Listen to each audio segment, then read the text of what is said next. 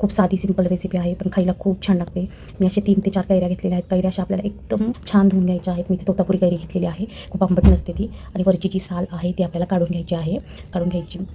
इथे आपल्याला कैरीचे तुकडे करून जाईल, खाताना पण खूप छान लागते. अशा पद्धतीने सगळं आपलं इथं चिरून झालेलं आहे. मिक्सरच्या भांड्यामध्ये घालायचं आणि छान आपल्याला बारीक करून घ्यायचं आहे. थोडासा पल्प म्हणायचा ना, तो अर्धा वाटी इथे निघलेला आहे. कढई छान गरम करायची, त्याच्यामध्ये 2 पळ्या तेल टाकायचं, छोट्या पळ्या तेल घातलेलं आहे मी. तेल छान गरम करून घ्यायचं, त्याच्यामध्ये एक छोटा चमचा मोहरी तळल्याच्यानंतर थोडीशा मेथीदाण्या घालायच्या आहेत. छान टेस्ट लागते आणि खायला पण खूप छान लागते. ट्राय करा, उन्हाळ्यात जेवण बिलकुल जात नाही. आणि आपल्याला इथे जे कैरीचा पल्प केलेला आहे तो घालून घ्यायचा आहे. बारीकच गॅसवर आपल्याला इथे छान 2-3 मिनटं मिक्स करून घ्यायचं आहे. मीठ इथे घालायचं नाही, मीठ घातलं तर इथे कैरीला पाणी सुटतं आणि झाकणही ठेवायचं नाही आणि मीठही घालायचं नाही.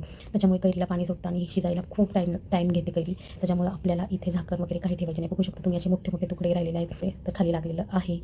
ही चूक करू नका. पण कैरीला वास वगैरे काही लागलेला नाही आपल्या चटणीला. खूप नंतर ज्या वाटीने मी दाखवते अर्धा वाटी कैरीचा पल्प होता, त्याच वाटीने मी इथे ना अर्धा वाटी गूळ घेतलेला आणि मोठे 2 चमचे साखर घातली, कारण साखरेने रंग जसाची तसा राहतो, चेंज होत नाही. त्याच्यामुळे 2च चमचे साखर घातली. तुम्हाला आवडत नसेल तर काहीच हरकत नाही. मिरची पावडर घालायची. मिरची पावडर गुरवीर घालायच्यानंतर घातली तरी काहीच हरकत नाही, म्हणजे छान रंग पण राहतो. मी फक्त थोडीच घातली, कारण मुलं खातात म्हणून खूप तिखट छान लागत नाही खायला. थोडी गॅसवर छान इथे आपल्याला परतायची. बारीक गॅसवर आपल्याला छान सगळं मिक्स करून घ्यायचं आहे. जोपर्यंत मिश्रण भांड्याला सोडत नाही तोपर्यंत समजायचं आपलं चटणी तयार झालेली नाही आहे. तुम्ही एका भांड्यात घेऊन एक तारी पाक झाला हे पाहिलं ना, थंड झाला तरी समजतं की आपली कैरी झालेली आहे आणि चटणी झालेली आहे, सॉरी. आणि त्याला छान अशी चकाकी येते. पण मी सांगते जोपर्यंत भांड्याला सोडत नाही ना तोपर्यंत समजायचं आपले झालेली. तर मी सेंधा मीठ घातलेलं आहे, त्यामुळे टेस्ट खूप छान येईल. 15 दिवसात संपून जाते.